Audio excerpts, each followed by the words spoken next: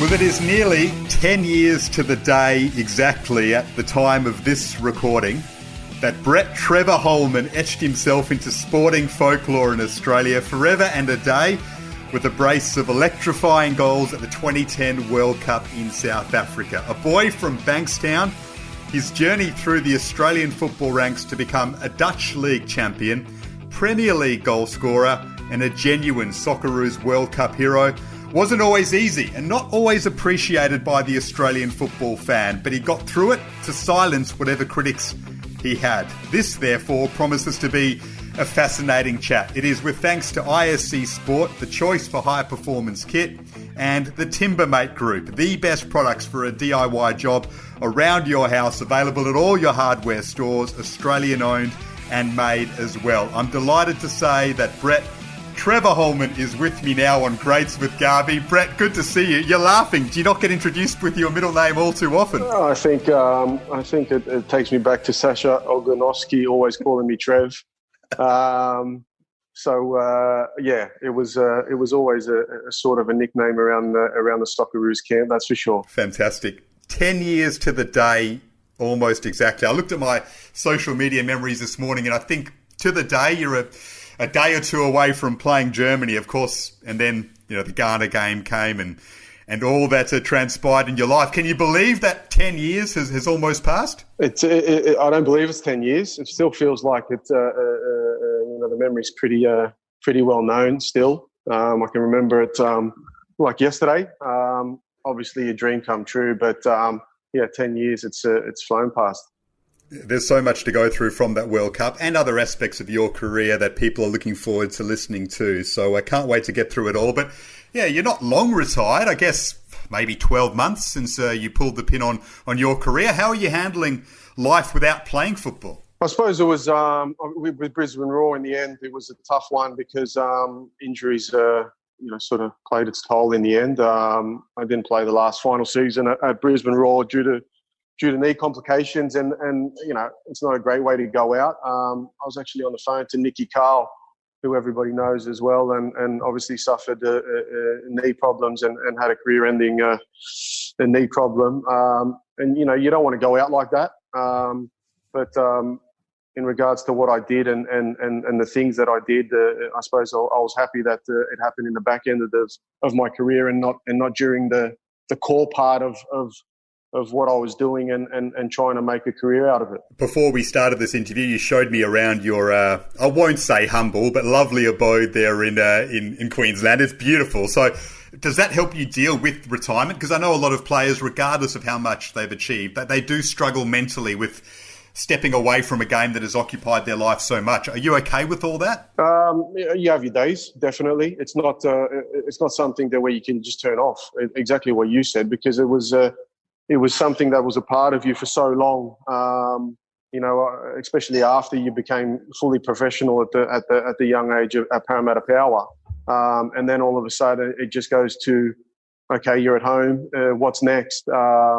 It is hard, but you keep yourself occupied and you pursue other things, and that's a good thing as well.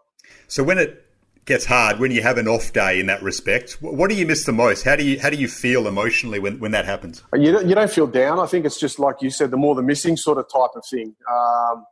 Being around good players, mates that you always used to get along with, and then all of a sudden that just falls away.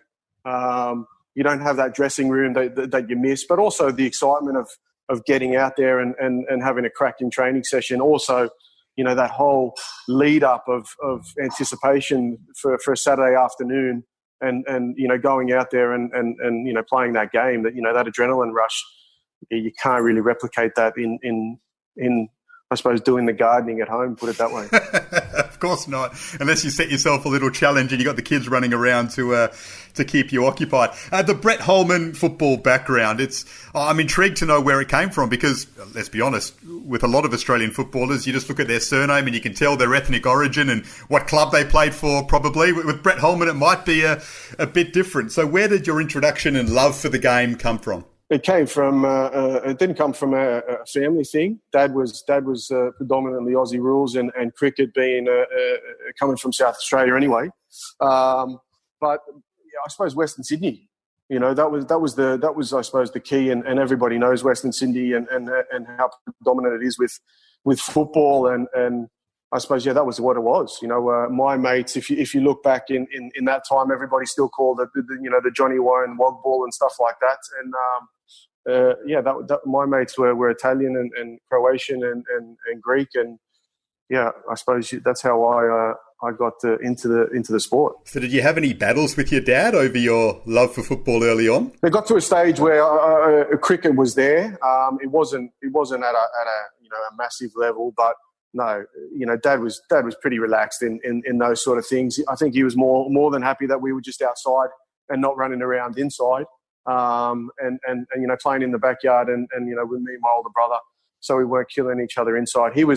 He was pretty down to earth, and so was Mum. And they, if you look back now, and especially Dad was working nights, and Mum was driving us around to training all the time. Then it was pretty full on, and they were always supportive in whatever we chose to endeavour in. Did your dad have to learn a bit about football culture and almost adapt to it and adjust to the environment? Especially in the first few seasons, I think he was still into that sort of Aussie rules sort of type of supporting, especially, bagging the refs and having a go at an under 8s and under 9 sort of game. But look, Dad eventually learned to love football as well, and obviously followed football a lot more basically down to me. I think his passion is still Aussie rules and being from Port Adelaide. But look, he still loves his football and follows it to this day, I think, anyway. So you left school at 16, basically, to pursue a career in football. And that's a big call to make, because you didn't go overseas with an academy or anything like that. You joined the NSL. Can you talk us through that decision? Because it's a massive one to make for a 16-year-old. I suppose it was a big, it was a long discussion with me and Mum and Dad, basically. And I suppose it was a funny thing because, there was 3 clubs at that stage. I was still at New South Wales Institute of Sport with Kelly Cross. And that was a brilliant setup. It was a similar setup to the AIS in regards to how it was. But obviously you just didn't stay in the digs at the AIS in Canberra. Kelly Cross had a great thing going there. Northern Spirit, back in the day, was involved. Sydney Olympic obviously was around the corner. And Parramatta Power. We had discussions, or Dad had discussions, basically with those 3 clubs. I think he ended up having a great seafood lunch with Nick Politis, who offered him a couple of flights to the Trinidad and Tobago World Cup under 17s, which Dad has never let me forget, because obviously I didn't choose for Sydney Olympic. Northern Spirit was also there, and I was playing up at Gladesville for a while, so you had a similar sort of affiliation with them, and Graham Arnold, and I think Ian Crook was there at the time, who came and had a chat. But I suppose it felt right with Dave Mitchell and Laurie McKenna. John Curran was there, who was the youth technical director, and I suppose it just fit, and it was the good fit. But obviously it was a massive decision because you had to leave school. And I suppose, I don't think I was the best student anyway in regards to learning. So I think Dad probably almost saw it as a blessing, or Mum and Dad, to say, look, go and have a crack at this and see where it leads, basically. I mean, it was a sound decision in the end, because you had a wonderful career, but a big one to make early on. Those early days in the NSL with the Parramatta Power, they were in the last few years of the NSL, so the competition is starting to die. I think everyone can see the writing on the wall. What was it like to play in then as a 16, 17-year-old? It was look, like you said, it was sort of fading out then, but you could still, as a young player, sort of trying to, get into that first team. And we had some great personalities there. And we had the Australian skipper at that time, being Alex Tobin. So there was still some big name players going around. And for me, it was a brilliant stepping stone of a great career in the end, but not knowing, where it could lead. But, the setup, what we had with Parramatta, sort of the affiliation with the Eels, the stadium was brilliant. The training setup that we had was perfect. So, for me at that stage, it was a great stepping stone. Look, the writing was kind of on the wall that you're going to have a decent career. I mean, you played the Under-17 World Cup under Ange Postecoglou and New South Wales Institute of Sport, as you said, NSL contract. So it looks pretty good, but at the same time, there's no guarantees. To leave school, how much self-belief did you have that you were going to make it? Were you completely single-minded and confident in that respect? I think it wasn't up until I sort of got into Parramatta Power. It wasn't before then, where, when you're fighting against men and you were still at that sort of, obviously, like you said, that 16-year-old sort of age. And then it's like, hey, I can sort of mix it with these sort of guys. And that's when you sort of started getting that feeling. It's like, hey, I'm going to have a proper crack at this and see where it leads. I don't think it was up, where I planned it out, where I said, I'm going to leave school, I'm going to do this, I'm going to do that. No, it wasn't really planned out. I got that sort of, that feeling of belief, maybe more than anything, when I sort of, matched it. And, you saw these guys on TV. You're watching Alex Tobin playing for the Socceroos, and now you were sort of taking him on, and you were doing okay at training. So it was like, okay, let's have a proper crack. Fantastic. And not long after that, Brett, you get a move to Feyenoord, an enormous club in world football, in a big league in Holland. That would set the pathway for a wonderful career. But who engineered that move? How did it come about? Talk us through how that all happened for such a young guy in Australian football. Yeah, exactly. I think, I suppose it comes down to the decision in everything works out, or for a reason, I suppose. Not even knowing about that connection or that affiliation with Feyenoord at that stage, you end up just saying, okay, Parramatta Power fits. And that was the spot to be. Obviously not knowing that, Dave Mitchell played for Feyenoord, and, okay, you looked it up eventually, but, you realised what for such a good career Dave Mitchell had.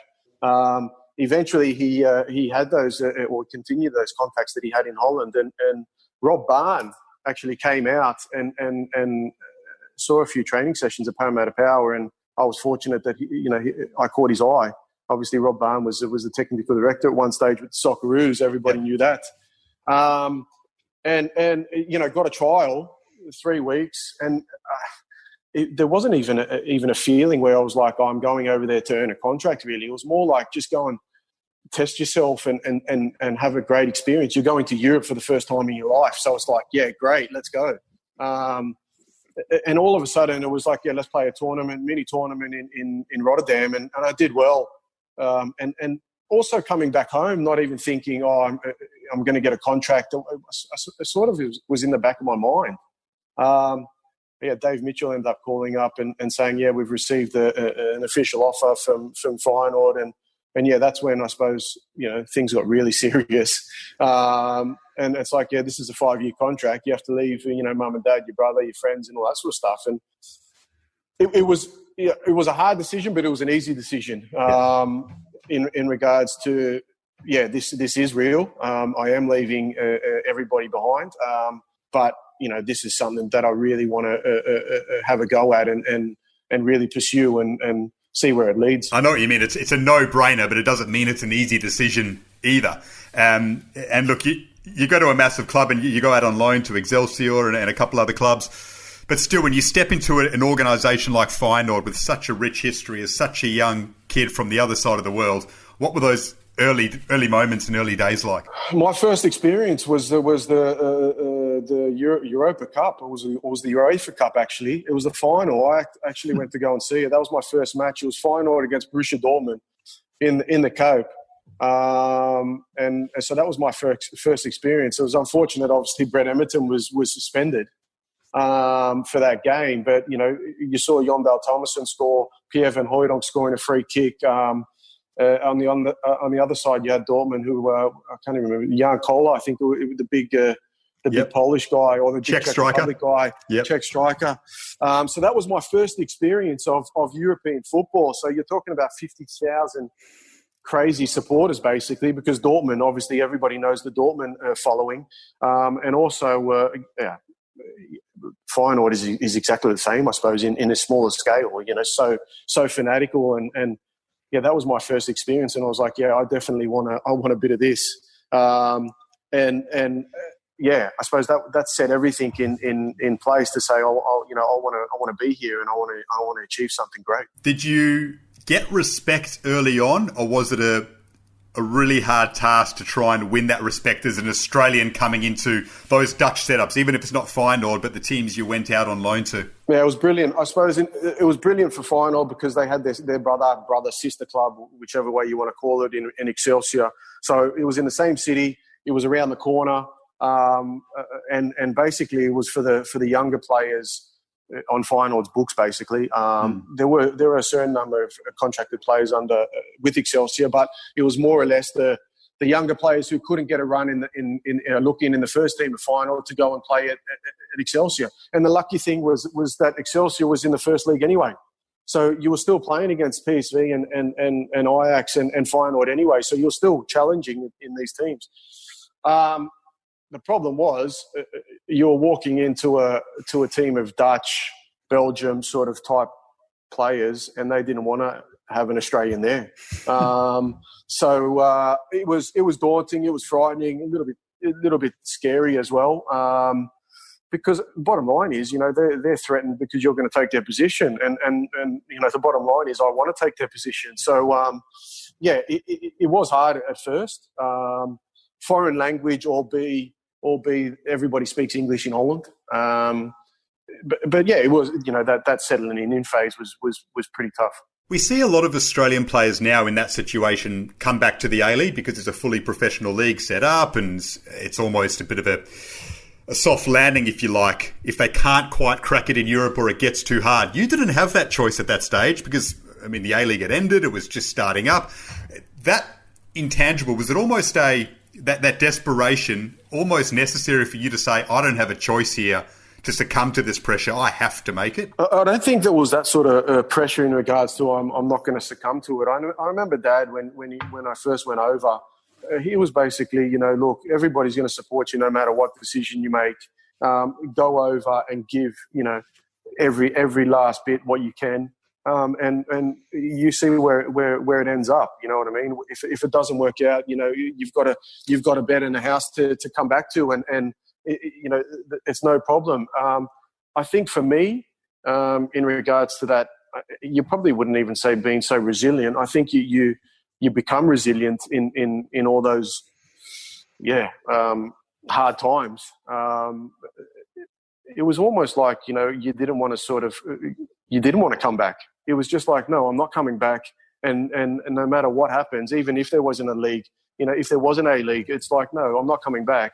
And I suppose that maybe comes from your home values in regards to, whatever you've sort of set yourself to, you see it through. You've signed the 5-year deal. You see it through no matter what. And I suppose those sort of maybe little things that you got in regards to your values at home, they might have come out in a certain way. And those sort of thoughts in those hard times in regards to, it wasn't fine to be alone and it wasn't a happy place, but you got through it and you came out better in the end. That you most certainly did, because your record in Holland is wonderful. You spent 10 years there, you learnt the language, met your wife, and of course your football career flourished as well. I'd say it's an underappreciated Australian football career.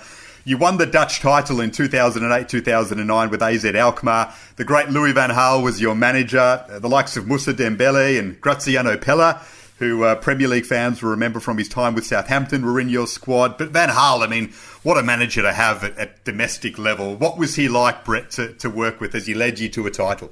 Look, I suppose the whole excitement of me when I was at NEC and the first time I actually heard that AZ were interested, and obviously Louis was there. I suppose that whole transfer was just the excitement within itself to say he actually wants you to be at the club. This guy who's won everything that needs to be won, I suppose, in a way, obviously not with national teams, but in club football. Look, I suppose there's too many words that you could pick out in regards to what sort of coaching style or person or what he was. On the field, he was a genius. Half time, when you'd be coming in and you can't even pinpoint things where, you were down, he would win you the game. Sometimes it wasn't even the players. He would literally put out a different style or a different tactic, and he'd win us the game. And that's where we had a great side. Don't get me wrong, but the manager obviously was a massive role in breaking the big three trend of PSV and Ajax and Feyenoord of winning the league. And this was like AZ's done it. You know what I mean? And I suppose there's not too many other managers who could have broken that trend. And there's too many words that you could think of in regards to how much of a mastermind he was on the football pitch. Wonderful insight. What was your relationship like with him personally, and how did he feel about Australian players and you going off to play for the Socceroos every few months? He was sometimes difficult in regards to that man management type of role. He expected a lot. He loved Australians. Joey DeLuca was there as well, obviously, so that was a great thing. James Holland ended up coming a little bit later. He was a big fan of the Australian. Well, he loved the Australian mentality, and obviously Brett Emerton sort of set the scene, and Jason Kalina was there as well.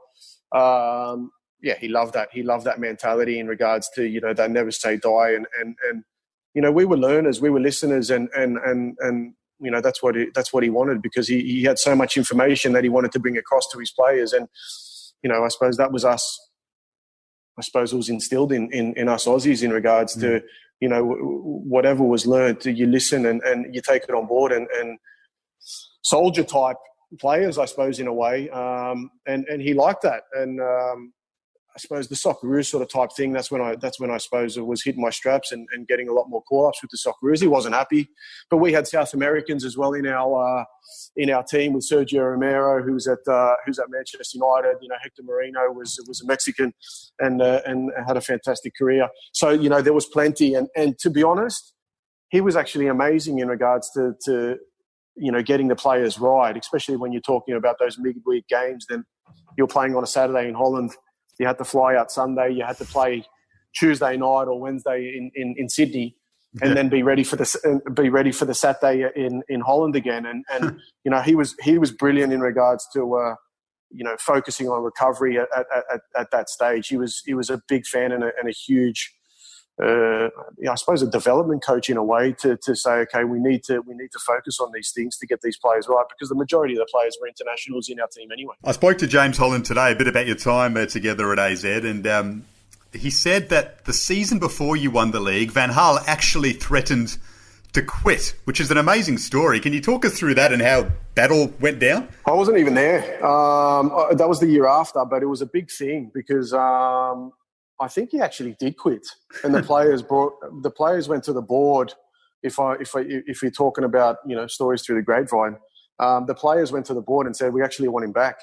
The players stood up for him and said, look, we've actually let everybody down, and we take it upon ourselves to obviously the manager's normally the one who gets the rough end of the draw the majority of the times, but the players were unbelievable, and I suppose that made. I suppose for that whole core of those players, when he tweaked it a little bit and brought in some players, me and one of them. But you saw that core was so strong, and then once you develop that winning mentality, that that just rolled on, and every single game, it didn't matter where you were, no matter how hard it was, you knew you were going to get a result, and I suppose that's creating that winning mentality.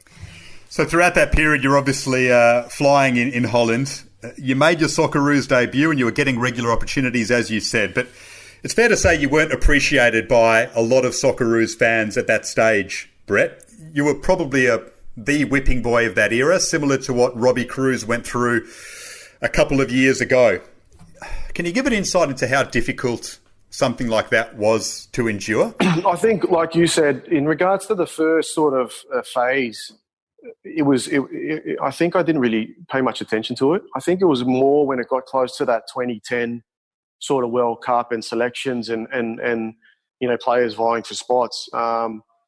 It became a bit of a thing, I suppose you could call it. And it wasn't nice. It wasn't great because it started affecting my family, I suppose, more than anything. I'm not a player who really reads a lot. I do read things. Does it affect me when I start reading things when you're actually trying to represent these sort of people or fans, wherever that may be, but I suppose that was the hardest thing because you're actually representing your country. You're not going to travel all the way across the world to not want to play well. So yeah, that was a little bit, I suppose, disappointing in a way from I suppose supporters in general. But I suppose you would know yourself in journalists. There's only a sort. They're probably minorities in regards to somebody wanting your head on a chopping board and they want somebody else in. It was a little bit hard on my family because it sort of took to my family, and there was things said about my family which were harsh. But I feel for Robbie Cruz and what the same things that happened. But this is football, and you learn to grow thick skin. Everybody's a critic, and that's the great thing about football because everybody's got an opinion. I suppose the only thing I'll always say is that, and everybody knows that, whoever knows me, is that I left everything out there on the grass. For somebody to have a dig at me about my playing skills or my first touch, go for it. You know what I mean? I wasn't the same. I didn't have the same technical ability as Neymar, but I did give everything for the Aussie jersey, and nobody can definitely fault me on that. And you had some great moments as well, which we'll get onto. But when it starts to affect your family, what are those conversations like? How does it come to a head? How do you deal with it in terms of trying to lift your family who are down as a result? But it's you, the one who was being targeted. Yeah, no. I suppose the first thing is almost you try and steer them away from not reading it in a way. There's never discussions in regards to what why you're doing it, because you're representing your country and you always want to do that. I suppose you try and follow your own path and you stay strong as a family and mum and dad were they've been my biggest supporters from day one, and I suppose they always backed me for whatever I did, and that, I suppose when you have that inner circle of trust and belief and support, then it does affect people, but everybody sort of peps each other up in a way, and it's like, okay, you've got better and nicer things to look forward to, and try and not worry about those certain critics for whatever reason, they're writing those things about you. Just try and steer clear of it. You shut them up in the best way possible. 2010 World Cup in Rustenburg against Ghana, of course. You put Australia 1-0 up days after the Socceroos had been spanked 4-0 by Germany, and the morale in the team is as low as it's been for a long period of time. I remember being in the ground that day. It was utter pandemonium because of what happened against Germany a few days before. So much relief, but just so much euphoria. What's it like when you put the ball in the back of the net in that situation and you've scored in a World Cup? Just give us some sort of insight, if you can, into that emotion. No, you're floating. You're floating. Yeah, and I remember some of my mates back home, or one in particular, it's like, mate, you got to work out something better for a celebration. But then it's like when you speak to him, it's like when you actually put the ball in the goal, you don't know what to do. You don't know what to do. Is it a dream? Did it actually happen? That's probably more of a you don't even maybe think that's reality. But yeah, sheer joy. I suppose given the situation, exactly what you said, it was hard. We were in a difficult. We were definitely in a difficult place. And to get that goal and the whole thing about it, I think for me, myself personally, for like you said, basically letting your feet do the talking, like everybody says, to score a goal at a World Cup. The situation with the whole team was in, and it was the best, amazing moment that I've ever experienced in my whole football career. I think you were running with your arms outstretched. If I'm not mistaken, you jumped the advertising boarding and went towards the Aussie fans. Is that correct? It could have been, because the Aussie fans were on the left up there, sort of, and I'm not sure if mum and dad and my wife are in that corner. I'm not quite sure, but that's where the majority of the Aussie flags were, and yeah, it was straight over there, and yeah, pure joy. You mentioned that the low ebb from Germany. We'll get onto your second goal in that World Cup, but What changed? I spoke to Mile Jedinak about it, and he says, I was a young player. I sort of stayed out of it. You're a bit more senior. What changed from the Germany game to the Ghana game? Who pulled everything together? It was weird because, Mile, and I suppose you'd probably say Carl Valeri, we're all the same age. So I would almost say the same answer in regards to, we were still that younger core in a way, sort of coming through. I can't really remember because we did have a sit down, players only, to say this is just ridiculous in regards to what we've put out on the pitch. We have to stick together in regards to whatever happens or transpires in the next two games.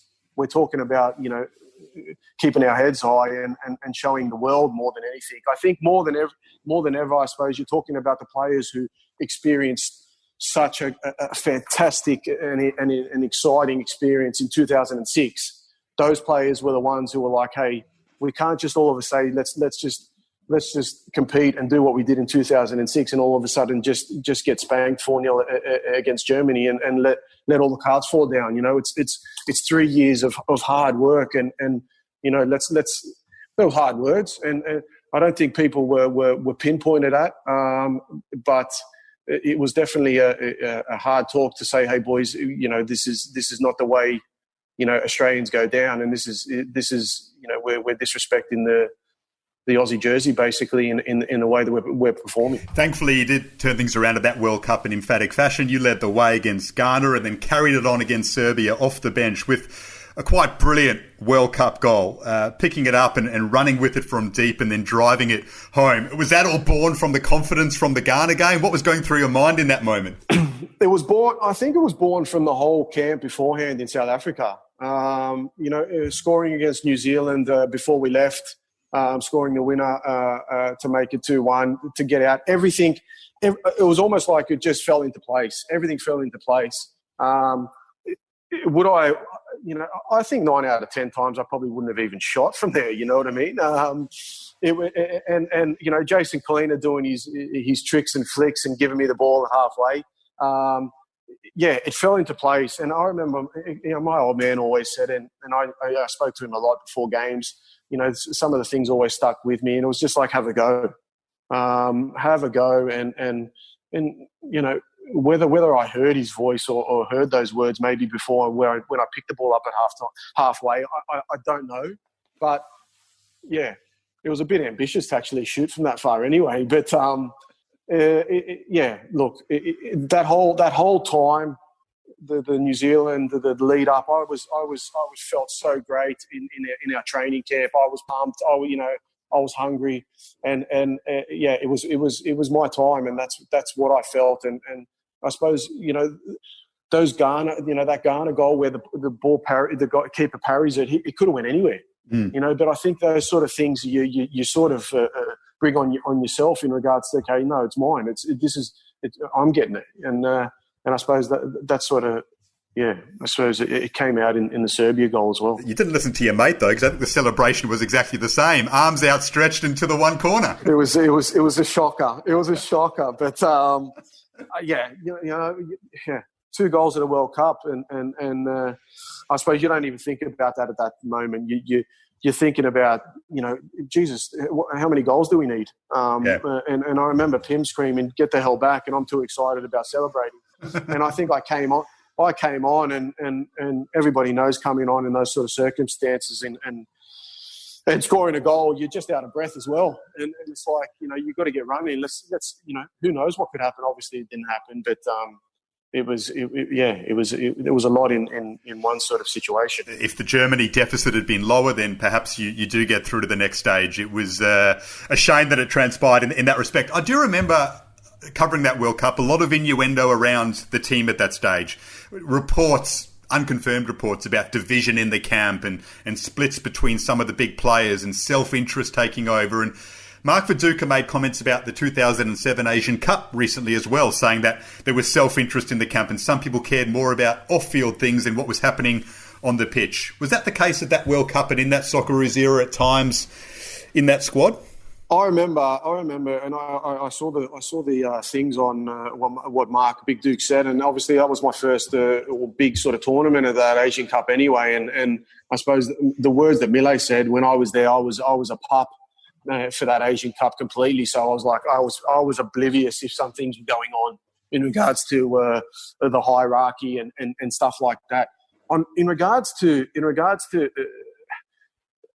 personal ideas or personal things that were going on in the camp, I can't remember, or I can't think of me single-handedly or pinpointing out a player to say, hey, mate, you're not going in the same direction as we are.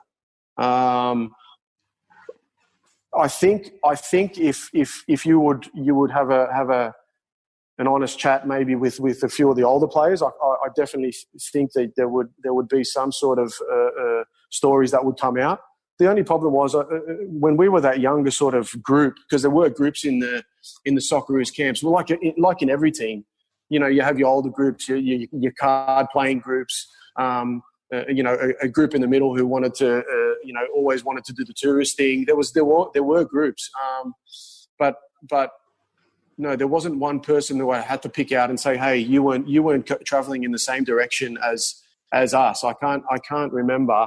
We had Craig Moore, we had Lucas Neal, we had Harry Kewell, we had big personalities, and they all stood up and spoke and spoke on about, we have to stand up for the pride of Australia, not for the pride of themselves. And no, for me to recall something where I have to pinpoint out, people's personal ideas or stuff like that, I couldn't tell you. Timbermate was a massive manager for you. I mean, he was the coach, of course, at that 2010 World Cup. Tragic, of course, that he passed away recently. Considering the impact he had on you, what were your emotions like when you heard that news recently, Brett? Yeah, I was shocked. It was a tough a few weeks. I knew that he was sick. I still had regular contact. He came and visited me actually when we were still in the UAE playing, because he was obviously coach at national team coach at the Oman. Yeah, what do you say?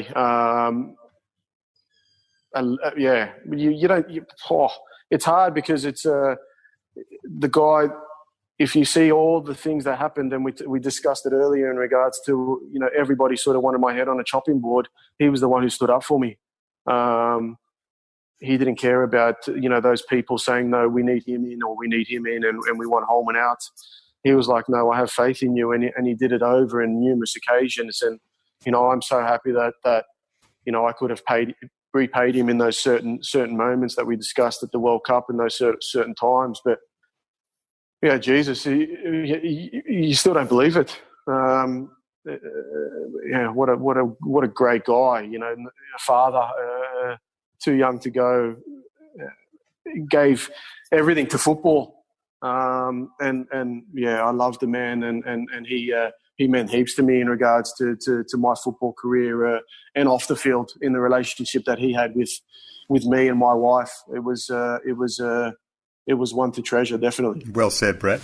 Yeah, I trust that you're enjoying Brett Holman. He is absolutely fantastic, and there is plenty more to come. Just want to thank our sponsors quickly. ISC Sport, the choice for high-performance kit. We have an ISC Sport pack to give away to the best listener question. I'm reading 3 of them out to Brett, and then the lucky winner will be revealed. And the Timbermate Group as well. From a crack in your deck to your floor or even your walls, you will find the right filling application from the Timbermate Group. They are the best products in the business. You can find them at Bunnings and all of your independent hardware stores as well. Support an Australian-owned company with most of their range made right here in Australia, so you are supporting Australian workers as well. That is the Timbermate Group. Right, let's get back to Brett Trevor Holman.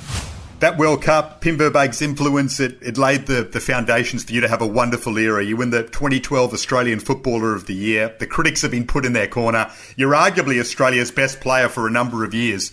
Certainly outfield player. Mark Schwarzer was going very well in that period as well. And you get your move to the Premier League with Aston Villa.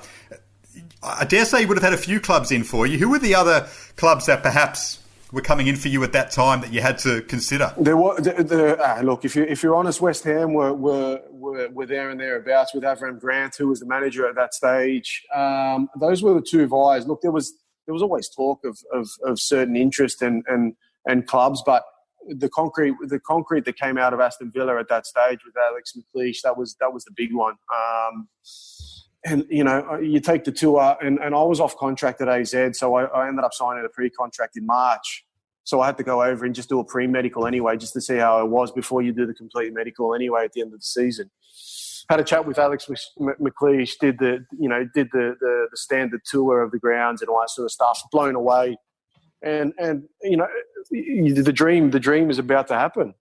It's there of seeing Harry Kewell and Mark Viduka play for Leeds as a young boy to actually say, hey, I'm actually going to get there. It's going to happen. And I suppose, those clubs were the main. Look, West Ham was there and thereabouts, but Aston Villa were the most concrete. So Alex McLeish signed you, but he's sacked in May, and Paul Lambert takes over for the start of the season.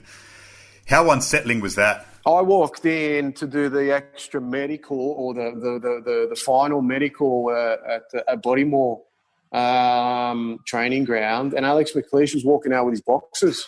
Oh God! So and look, the Dutch way is based on a club vision, not a manager's vision, where everybody knows the UK, the manager's got sort of like a big say in regards to transfers and bringing in the players and stuff like that. So when the actual manager who brought you in has got sacked before you've even started, then especially in the UK, that it's not going to go down well.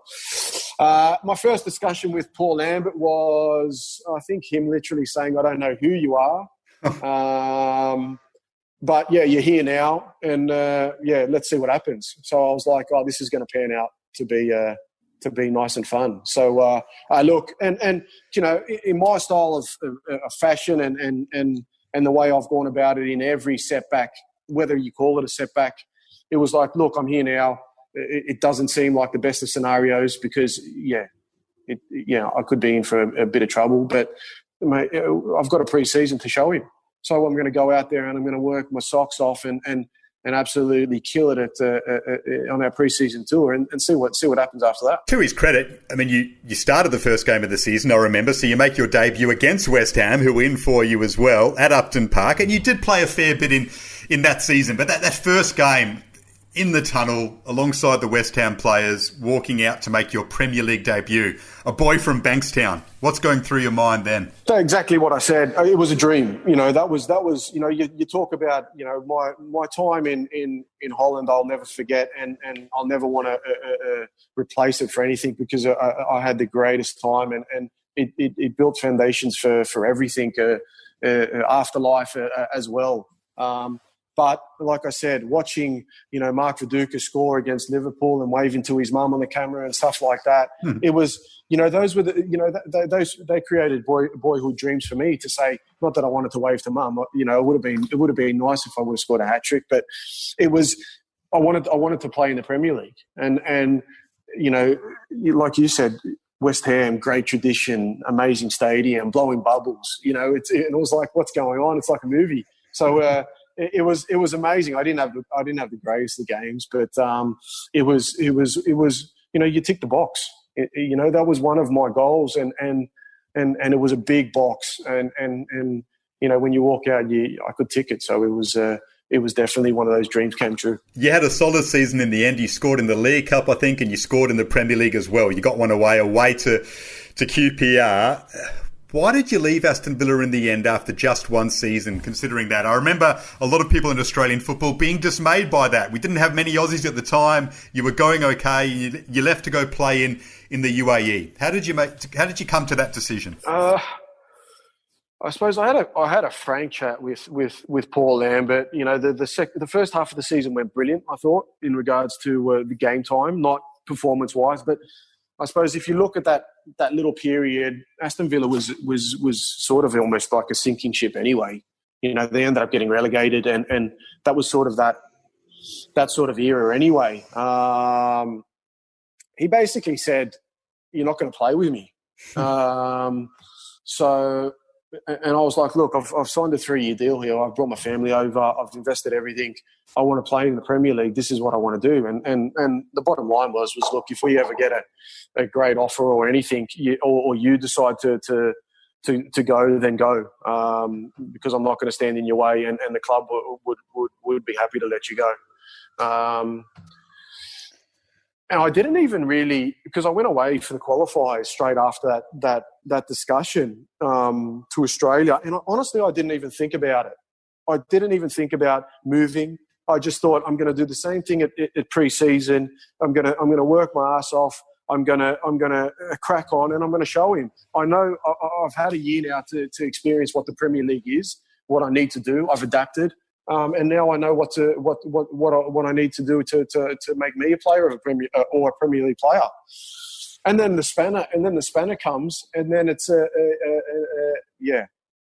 financial offer basically from the UAE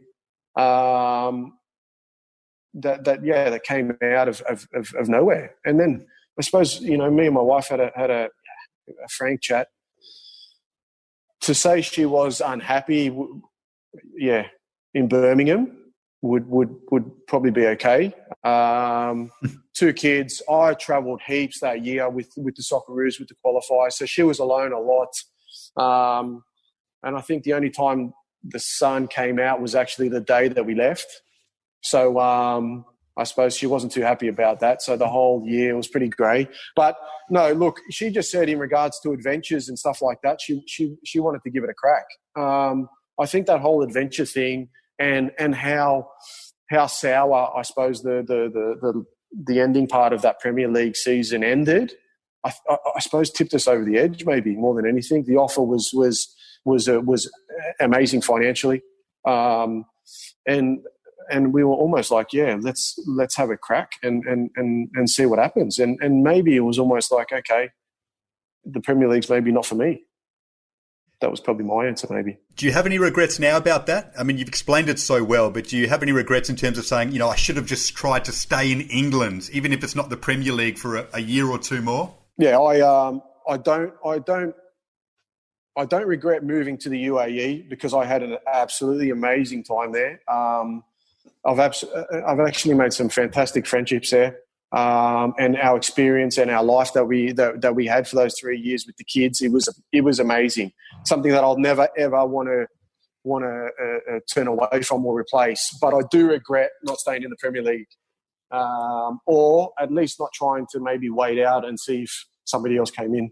Because I know that if you look at the discussion that we had, it wasn't going to be a happy place at Villa, which was a shame because I actually loved the club, even though it was only for 1 year. But maybe instead of maybe over-rushing things, you could have just waited out and put the feelers out for any other interest. And I didn't do that. That's probably something I do regret.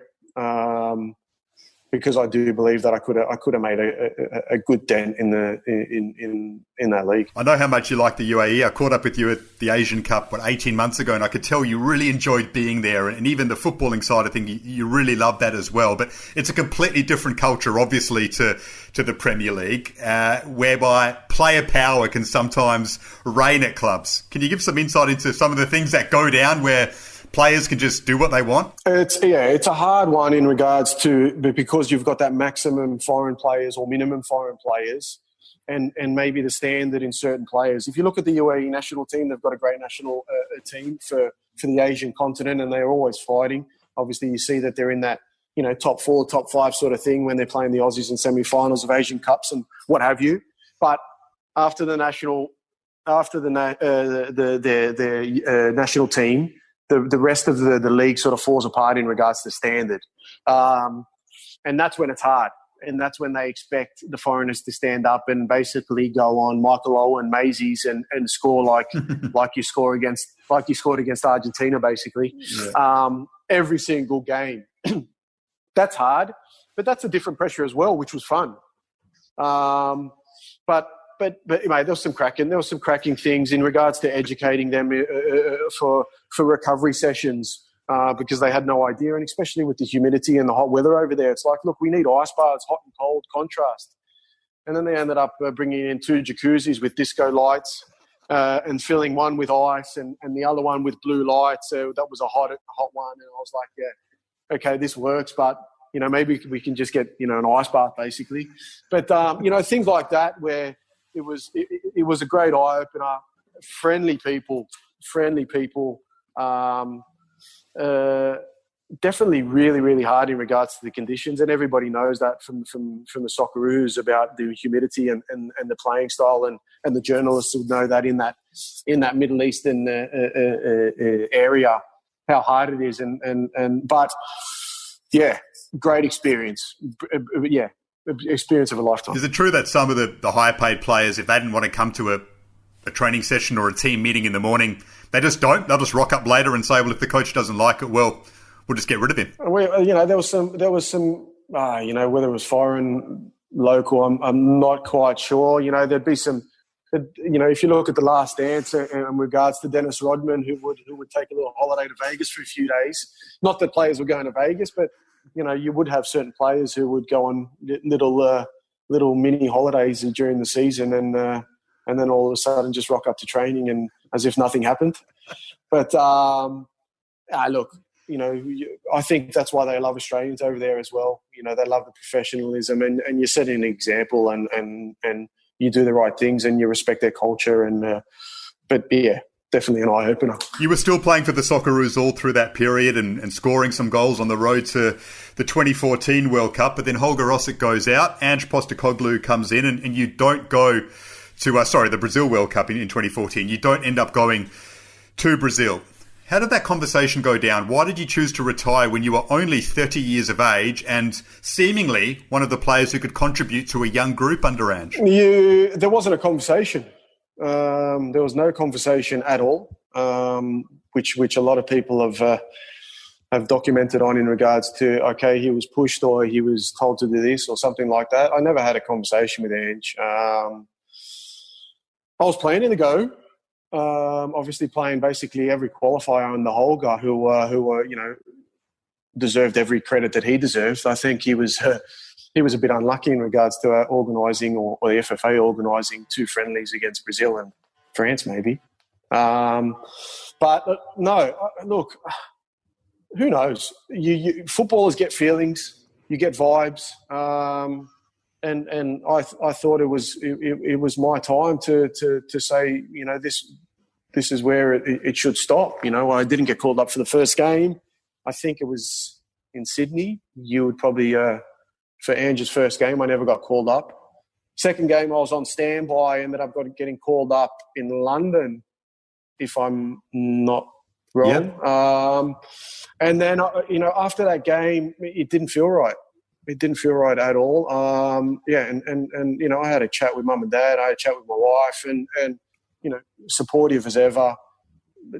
I came to the decision to say I'm going to stop. So where does that feeling come from? Is it because the likes of Schwarzer and Lucas Neal have left? Luke Wilkshire's later on he was cast aside. Is there a feeling there that, hang on, there's a changing of the guard and I don't necessarily feel like a key player? It's time for me to move aside. Is that what happened? Not at all. In regards to, like you said, looking at a Schwartzy or a Lucas, I don't think you could even classify me in that group. Like you said, I think I was only 30 or 31 or something like that.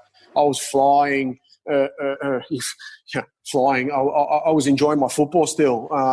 You can comment on in regards to playing in a league that's not the standard of a Premier League, because I was in the UAE. I think Bresciano was in Qatar and he was still getting selected. So, we can talk till we go blue in the face or discuss or have a nice little debate about that. But no, it wasn't that. I had a feeling. I still felt that I could have proven something, definitely. I played every qualifier. I started every qualifier and no, it just, Ange came in and he does his thing and it just didn't feel right. It was my feeling. It was my gut feeling. And that was the way. It had nothing to do with a Mark Schwarzer or a Lucas Neal, not at all, because I don't think I was in that situation, because I was still playing football and I was playing 50 games a year. So, I was fit as a fiddle but it was my gut feeling. So would you have liked Ange to have said to you, listen, Brett, I want you to be a part of it? If he just been that small conversation, would that have changed things? Are there some hard feelings there towards Ange that he didn't try and make you feel part of it? Look, I don't know Ange in regards to that. If you hear through the grapevine and you hear through players that Ange isn't that type of person. People are different. People have certain methods and certain ways, and so be it. If he came down and sat down and had a chat with me and said, am I in his plans? Yes, then definitely I think that would have changed something, 100%. You're not going to go through a whole qualifying phase and give everything for the Socceroos to not represent your country of Brazil. You'd be crazy not to. But that didn't happen. So it wasn't a simple decision, but it was the decision that I definitely felt was the right one. Eventually, you came back to the A-League, and Australian fans got to see you close up with Brisbane. Stars who come back to Australia have differing opinions of doing that, coming back to the A-League. Some say it's great, nice way to finish your career. Others say, unless you're at your absolute best, you're on a hiding to nothing because you'll just cop criticism. How do you reflect on your decision to come back and play for the Brisbane Roar? You're probably on a hiding to nothing. It's, I suppose if you look at how Brisbane was, it was definitely attractive, put it that way. I had a chat with Graham Arnold. I had a chat with Tony Popovich even before I came back. I spoke with a couple of clubs to say what the possibilities were for me to come back. Kevin Muscat, I think, was involved as well. There was clubs who I wanted to speak to, and I knew them all because I almost played with all of them anyway.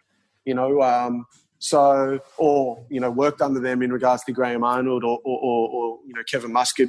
I think I played with when he was finishing his career and stuff like that. Craig Moore and John Aloisi sort of just did it for me. They were. I played with them at the Olympics. They're people I definitely go to for advice as well. And the way that Brisbane Roar had was set up and that atmosphere at Suncorp, and you look at I saw a couple of their games. If they get to the finals, it was rocking, and it was something. It was like, that looks exciting. I'd like to be a part of that. John Aloisi's such an intriguing coach in Australian football because he did well at Brisbane and then it fell apart. He's constantly linked to jobs. Some people don't like that. At this point in time, he's said to be in the running for both the Adelaide United vacancy and also Melbourne Victory. How good is John Aloisi as a coach? Do you think he will eventually crack it long term and be a career manager? I think. I hope he does. Definitely. Solely on the will and the hungriness that I've experienced with him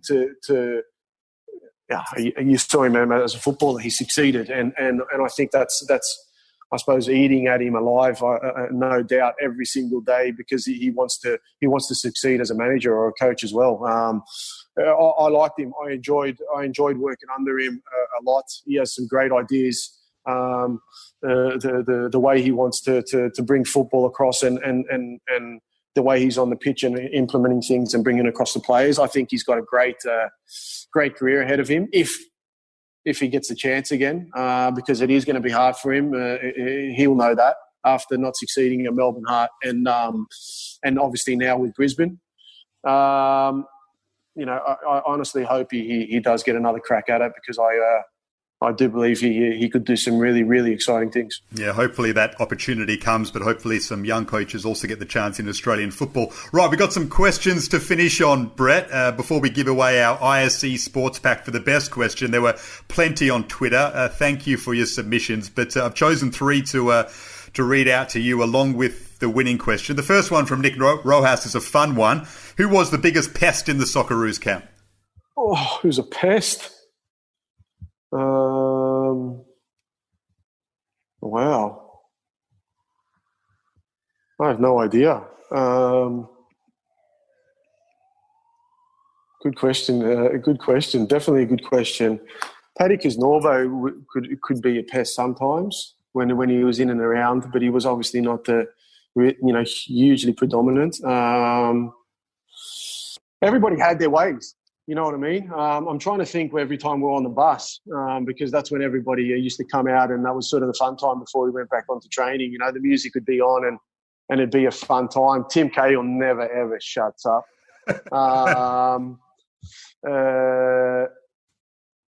Yeah, a pest, you would probably say him, especially if you want a bit of quiet time, because he's just got full of energy. And yeah, I'd probably say Timmy, yeah. How special is that camaraderie when the Socceroos get together, regardless of who you're playing, regardless of World Cups, when Aussie footballers from all over the world come together in a camp just to play a game? I mean, how special of a feeling is that?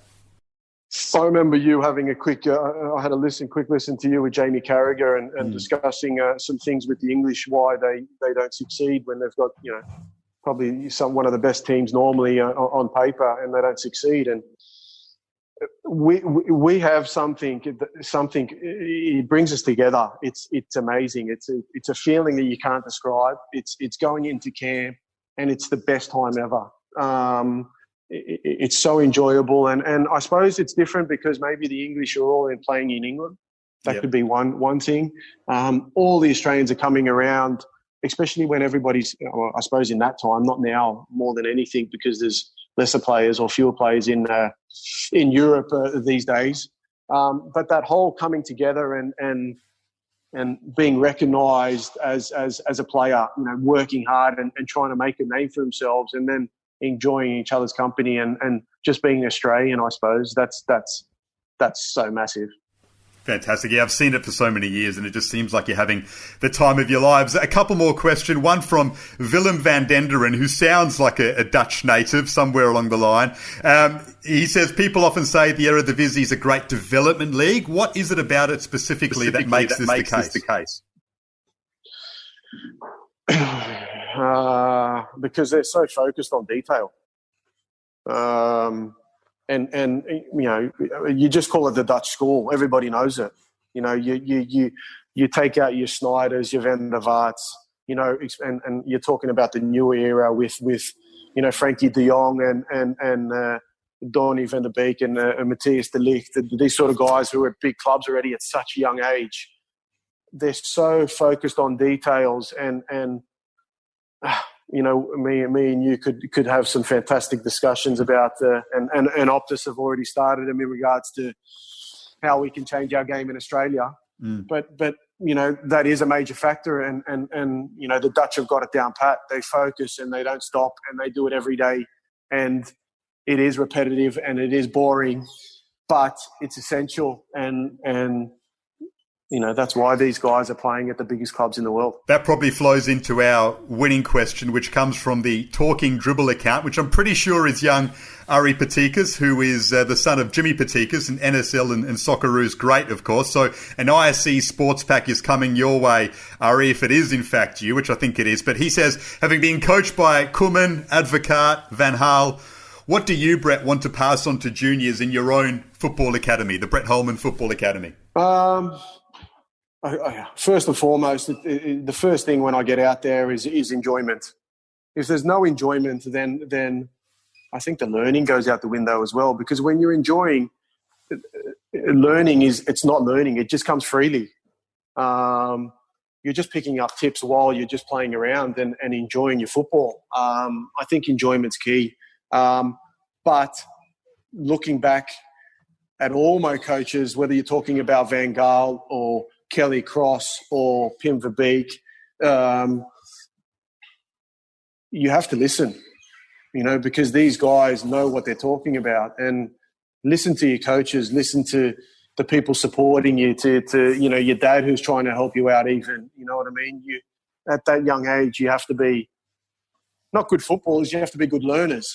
And I think if you are, then I think you've got people who definitely want to help people, and I think if that comes across, then I think, you know, you could make out some very good footballers. So, do you want to be a coach long term at a higher level? What are your aspirations like in that sense? No, look, you know, I mentioned to you that, you know, I've started a little football academy, the Brett Holman Football Academy up at the Sunshine Coast, solely for kids. To have the goal at this moment, you know, you'll never say never. I don't see myself as a manager in regards to to first grade football. I really, at this moment, and it started off great, obviously with situations now for everybody, it's all slowed down and stopped with sport. But the enjoyment on kids' faces is fantastic, and to actually pick out certain kids who have actually picked up some sort of ideas and tricks and ideas what you're trying to bring across. I think that gives me a great feeling, and it gives me more energy to say, okay, let's give these kids some more stuff and some harder technique work and some harder drills, because they're actually picking it up and they're hungry for more. I think that's if I follow this path, then that youth side is definitely something for me. Brett, it's great to hear you talk about football in that sense. It's great to see you looking so healthy, sounding so enthusiastic about the game, and more to the point, just giving us some wonderful stories from your awesome career. It's a fascinating tale, and we've gone for about an hour. It feels like 10 minutes. I've really enjoyed it. I'm sure the listeners had so as well. So thanks so much for joining me, mate. It's been a pleasure. Mate, it's been fun. Thanks for having me on. Brett Holman, all the best, mate. Keep well, and we look forward to seeing you in Australian football for years to come, no doubt. Take it easy, mate. Thanks. All the best, mate. Thanks. Bye.